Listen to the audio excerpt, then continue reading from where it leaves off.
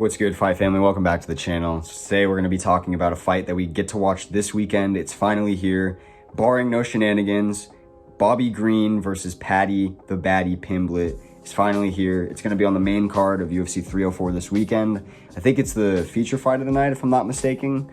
I don't honestly even remember what fight's in that slot. I'm pretty sure it's this one. This is the one that belongs there. We've got Bobby Green riding a 3-1-1 last 5 record, and then we have Paddy Pimblett off of a I don't even know how long win streak. I know he has 5 in the UFC so far, I believe, and one of them is controversial. We all know that. It was against fucking Jared Gordon. A lot of us thought that Jared Gordon won, me included. I picked Paddy, so I'm not mad about it, but he really didn't win that fight realistically, and a lot of people feel like stylistically this matchup is too much for him. So let's talk about it. I mean, Bobby Green, he's sitting at, 32, 15-1.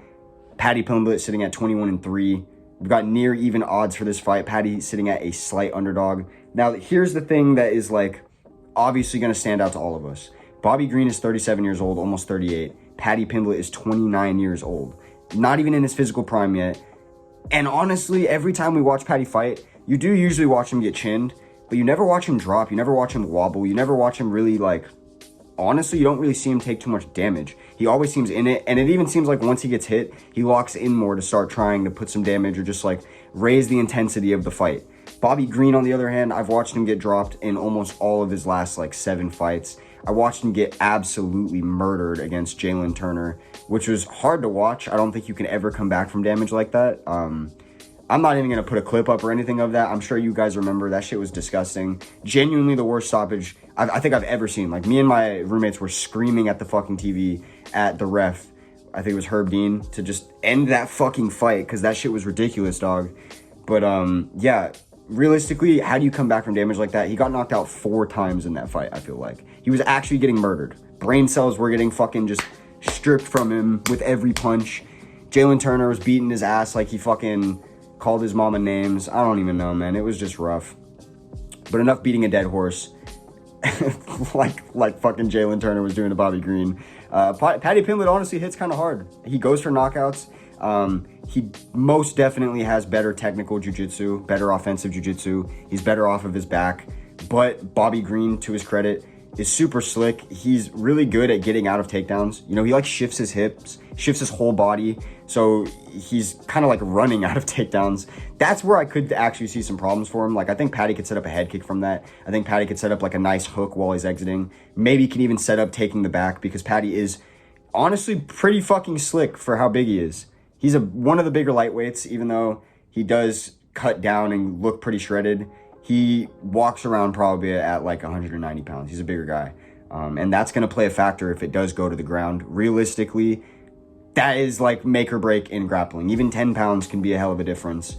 I think Bobby Green, if he's able to keep it on the feet, avoid every single takedown, not give up his back even standing, and just strictly keep it 1s and 2s. Nothing looping, just straight hands, and honestly playing it as defensive as possible, then yeah, this is going to be a Bobby Green masterclass. But realistically, he can't even do that against people like Jim Miller in his last fight. It was a brutal, solid victory for him. But at the same time, he was getting hit here and there. I don't remember if he got dropped, but I do remember he got hit clean one time, and it kind of looked like he was stumbling. That's not good if Jim Miller's able to do that to you. If Jim Miller can, Paddy Pimblett can. As much as people don't like the kid, he is not that bad at fighting, and he's a fighter's fighter. He genuinely has the heart of a fighter. You can see it every time he's in there. I saw it in his debut when he got hit clean by Luigi Vendramini. He ate that shit, locked in, and knocked him out. That's all I needed to see. He's looked pretty good in his career thus far. And he was also talking about recently in an interview with the MMA Guru that he's especially locked in for this fight because somebody that he knew recently killed themselves. And you know how he is about men's mental health. So he wants to get on the mic and talk about that guy and spread a message once again. And to him, that's his full motivation to win this fight. He says he needs to win this fight in order for him to have that moment. I understand it. Bobby Green is going to try to steal that moment from him, though. I think on paper,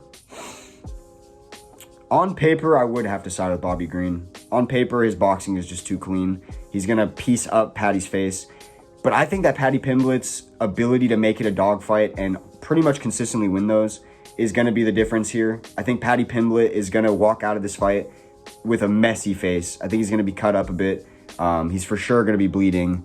But I do think he's going to walk out of it with a finish win. I'm pretty interested to see the trajectory of his career after this point, because we've even seen someone like Islam Makhachev take on Bobby Green on short notice and end up getting a fucking title fight after it. And now, while I don't expect Paddy Pimblett to get a title fight anytime soon, that's not what I'm saying, I do expect his whole career trajectory to change if he's able to get this win over Bobby Green, who a lot of people are counting him out, against completely.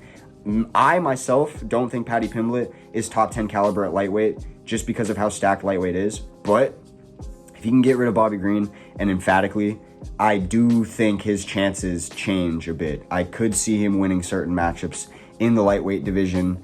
Honestly, I would be intrigued to see him against the likes of a Gamrot, the likes of even a Diego Ferreira. Like, I think that's a pretty solid matchup. Diego Ferreira is a sleeper in that division. You've got good matchups. You've got winnable matchups to build him up to the top. And we already know that we have a superstar on our hands. I mean, look at his fucking Instagram following. Look at his YouTube account. Like, the kid is right there on the verge of like breaking through and really becoming like a household name. He just needs to have a couple more emphatic performances. I feel like it's also been a minute since we've watched him fight. He came onto the scene, he consistently was competing. Then he kind of slowed down due to injury and him getting really fucking fat after fights and then needing to go right back down. I think he needs to cut that shit out if he truly wants to be a champion. I don't know if in his mind he's writing it off. I would like to hope not. Maybe he knows the level. I think as a fighter though, him being a fighter, there's no way that that's how he's thinking. So if Paddy Pimblett can get this one done, his career's going up. If Bobby Green wins this one, and emphatically, I think he just earns himself another like solid matchup in maybe the top 10 and like a main event or something. I don't even think it's going to really do much for his career. That's why another part of me just wants Paddy to win, because I want there to be some movement at lightweight. I want there to be some new names that we look forward to. And like I said, even against somebody like a Mateusz Gamrot, I could see Paddy Pimblett having success, surprisingly. Like, I can. And that's somebody that's in the top 5, literally right now.